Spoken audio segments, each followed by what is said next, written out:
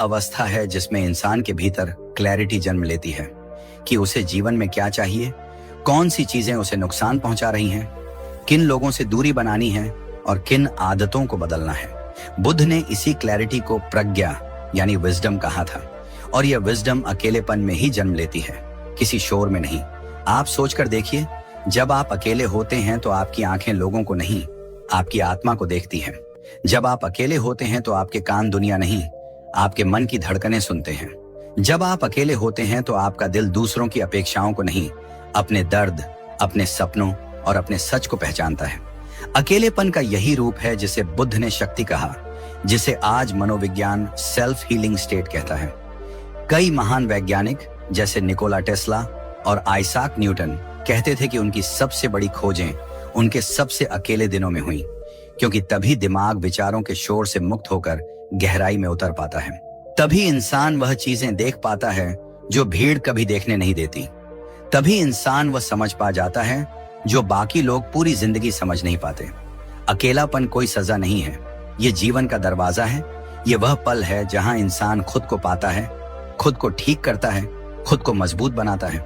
बुद्ध ने कहा, जब तुम अकेले होते हो तब संसार तुम्हें बदलता है, और जब तुम अकेले रहने की कला सीख लेते हो तब तुम संसार को बदल देते हो। आप गौर करें, हमारा मन हमेशा कुछ न कुछ ढूंढ रहा होता है। कभी लोग, कभी बातें, कभी शोर, कभी बहाने। लेकिन अकेलेपन में उसे पहली बार एहसास होता है कि वह जिन चीजों को बाहर ढूंढ रहा था वे सब भीतर थीं। शांति, ताकत, बुद्धि, स्पष्टता, संतुलन, सुकून, सब वहीं था। बस हमें कभी समय ही नहीं मिला कि हम उसे देख सकें। मनोवैज्ञानिक कहते हैं कि अकेलापन इमोशनल डिटॉक्स की तरह काम करता है। जैसे शरीर को साफ रखने के लिए पानी जरूरी है, वैसे ही मन को साफ रखने के लिए अकेलापन जरूरी है। अकेलेपन में मन भरता नहीं, हल्का होता है। अकेलेपन में मन टूटता नहीं, समझदार होता है। अकेलेपन में मन उदास नहीं होता, मजबूत होता है। और बुद्ध इसी मजबूती की बात करते थे। अगर तुम अपने मन को अकेले संभाल सकते हो तो तुम पूरी दुनिया संभाल सकते हो। आपने ध्यान दिया होगा, जो लोग अकेले रहने से डरते हैं, जो लोग खुद से भागते हैं, जो लोग सन्नाटे में बेचैन हो जाते हैं, उनकी जिंदगी अक्सर उलझी रहती है। क्योंकि जब अंदर शांति नहीं है तो बाहर कितना भी बड़ा संसार बना लो, मन भटकता ही रहेगा। लेकिन जो अकेलापन समझ लेता है, जो मौन को सुन लेता है, जो अपने भीतर के अंधेरे से गुजरकर प्रकाश तक पहुंचता है, वह इंसान दुनिया में किसी भी तूफान से डरता नहीं, क्योंकि वह जानता है कि उसके भीतर एक दुनिया है जो बाहर से कहीं ज्यादा मजबूत है। यही कारण है कि बुद्ध का यह पहला संदेश करोड़ों लोगों का जीवन बदल चुका है। सच का सामना अकेले ही होता है और सच का प्रकाश भी अकेले ही दिखता है। अकेलेपन को अपनाना आसान नहीं है, लेकिन जो इसे अपनाते हैं वे जीवन को किसी और स्तर पर समझते हैं। क्योंकि जब आप अकेले होते हैं, आप अपने मन के मालिक बन जाते हैं।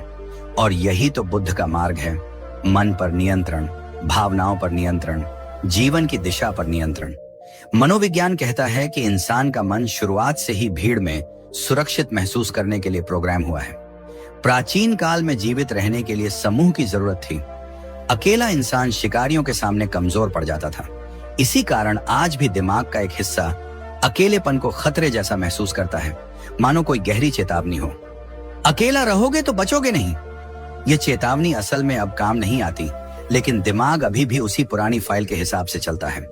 इसलिए बहुत लोग अकेले कमरे में बैठकर बेचैन हो जाते हैं, घबराते हैं और तुरंत किसी को कॉल करने, सोशल मीडिया देखने या आवाजें भरने की कोशिश करते हैं।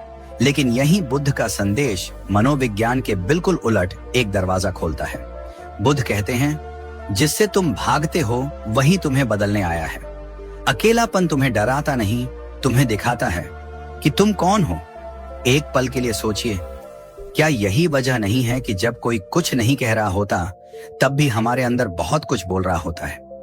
जब हम अकेले होते हैं तभी हमारी असली आवाज बाहर आती है, वो आवाज जिसे हम भीड़ के शोर में हमेशा छुपा देते हैं। यही असली डर है, खुद को देखने का डर, खुद से सामना करने का डर। कई मनोवैज्ञानिक कहते हैं कि अकेले रहना कठिन इसलिए नहीं है कि दुनिया दूर है, कठिन इसलिए है कि हमारे विचार पास आ जाते हैं।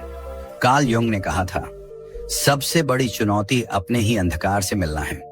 और जब इंसान अकेला होता है तब यही अंधकार पास बैठ जाता है। लेकिन यही अंधकार, यही मौन हमारी सबसे बड़ी शक्ति बन सकता है। इसका वैज्ञानिक कारण भी उतना ही दिलचस्प है। मनोवैज्ञानिक प्रयोग बताते हैं कि जब इंसान अकेला होता है तब मस्तिष्क का डिफॉल्ट मोड नेटवर्क सक्रिय हो जाता है। यही नेटवर्क आत्मचिंतन, आत्म पहचान, आत्म समझ और रचनात्मकता पैदा करता है। यही वो स्थिति है जिसमें वैज्ञानिक खोजें जन्म लेती हैं, महान विचार आकार लेते हैं और जीवन को बदलने वाले निर्णय निकलते हैं। लेकिन यही स्थिति कुछ लोगों को डराती भी है, क्योंकि इसमें किसी और का सहारा नहीं होता। कोई आवाज नहीं होती जो विचारों को रोक दे, कोई शोर नहीं होता जो सच को ढक दे। सिर्फ आप होते हैं और आपकी अंदर की आवाज। यही वह क्षण है जब बुद्ध का ज्ञान सबसे गहरा उतरता है। बुद्ध कहते हैं, जिस क्षण तुम अकेले होने से भागना बंद कर देते हो, उसी क्षण तुम खुद के मालिक बनना शुरू कर देते हो। ये वाक्य पढ़ने में छोटा लगता है, पर जीवन बदलने की ताकत रखता है। लोग अकेले होने से डरते क्यों हैं? मनोवैज्ञानिकों का कहना है कि जब इंसान अकेला होता है तब उसे अपने वे हिस्से देखने पड़ते हैं जिन्हें उसने हमेशा अनदेखा किया था। डर, गलती, असुरक्षा, कमी, दर्द, पछतावा, और ये सब मिलकर मन में हलचल पैदा करते हैं। लेकिन गहराई से सोचिए, इन चीजों को अनदेखा करने से क्या ये खत्म हो जाती है? नहीं, बल्कि ये और मजबूत हो जाती हैं, अंदर और गहरे ढंस जाती हैं। बुद्ध ने इसी के लिए जंगलों में समय बिताया, अकेलेपन को अपनाया और मौन को अपनी यात्रा का साथी बनाया। क्योंकि मौन में जो दिखाई देता है वो शोर में कभी नहीं दिखता। शोर में हम दुनिया को सुनते हैं, मौन में हम खुद को सुनते हैं। इंसान जब अकेले बैठता है तो दिमाग भागना चाहता है, कहीं भी बस यहां से दूर।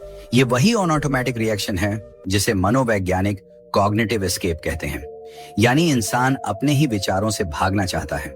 लेकिन बुद्ध ने सिखाया, भागने से मन शांत नहीं होता, सामना करने से होता है। उन्होंने कहा था, जिसे तुम देखने से डरते हो वही तुमको मुक्त करेगा। यही सच्चाई है। अकेलापन दुश्मन नहीं, एक दर्पण है, और दर्पण वह दिखाता है जिसे हम छुपाना चाहते हैं। हम दूसरों के साथ इसलिए सुरक्षित महसूस करते हैं क्योंकि भीड़ हमारी गलतियों को ढक देती है, लेकिन अकेलापन हमारे सच को उजागर कर देता है। इसी कारण बहुत लोग अकेले होने को दर्द समझ लेते हैं, जबकि बुद्ध उसे एक अंदर से उठने वाला प्रकाश कहते हैं। वह प्रकाश जिसे देखने के लिए बाहर की यात्रा नहीं, अंदर की यात्रा करनी पड़ती है। यही वजह है कि बुद्ध ने कहा था, जिसने खुद को जीत लिया, अकेलापन कोई जगह नहीं, एक मानसिक अवस्था है। इंसान भीड़ में भी अकेला महसूस कर सकता है और अकेले में भी गहराई से जुड़ा हुआ। एक व्यक्ति का असली विकास कहाँ होता है? मनोविज्ञान और बुद्ध दोनों का उत्तर बिल्कुल एक जैसा है, मौन में, अकेलेपन में, अपने ही भीतर। बुद्ध अकेले क्यों रहे? क्योंकि उन्हें दुनिया से नहीं, खुद से मिलना था। आज के वैज्ञानिक कहते हैं कि सेल्फ रिफ्लेक्शन यानी स्वयं का अवलोकन भावनात्मक बुद्धि, इमोशनल इंटेलिजेंस बढ़ाता है, और यही जीवन के हर संघर्ष को संभालने की मुख्य क्षमता है।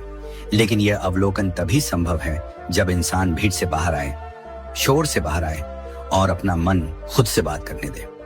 पर सच मानिए, अकेलापन उसी को बदलता है जो बदलने के लिए तैयार होता है। कुछ लोग इसे दर्द बनाकर जीते हैं, कुछ लोग इसे अवसर बनाकर खिलते हैं।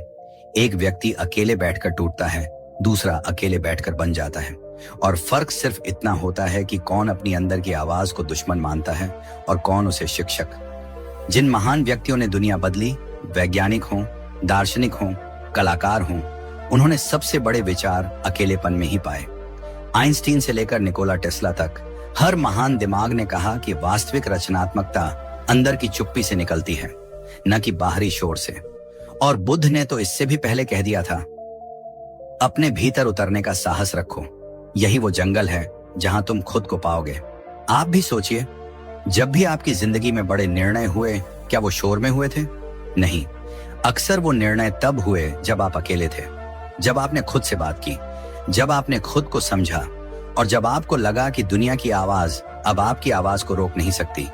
इसीलिए मनोवैज्ञानिक कहते हैं कि अकेलापन डरने की चीज नहीं, विकसित होने की जगह है। और बुद्ध कहते हैं, अकेले रहना सीख लो, फिर दुनिया में कोई तुम्हें हिला नहीं सकता। धीरे धीरे समय गुजरता है, रात और गहरी हो रही है। वो व्यक्ति अब पहले जैसा डर नहीं महसूस कर रहा। अब उसकी सांसें शांत हैं, नजरें स्थिर हैं और मन धीमे धीमे हल्का हो रहा है। मानो भीतर कोई ताला खुला हो, कोई बोझ उतर रहा हो और मन कह रहा हो, अब मैं तुमसे भागूंगा नहीं। यही वह क्षण है जहां अकेलापन जागृति में बदलने लगता है, डर सीख में बदलने लगता है और मौन संदेश देने लगता है, जो तुम खोज रहे थे वह यहीं था, तुम्हारे भीतर।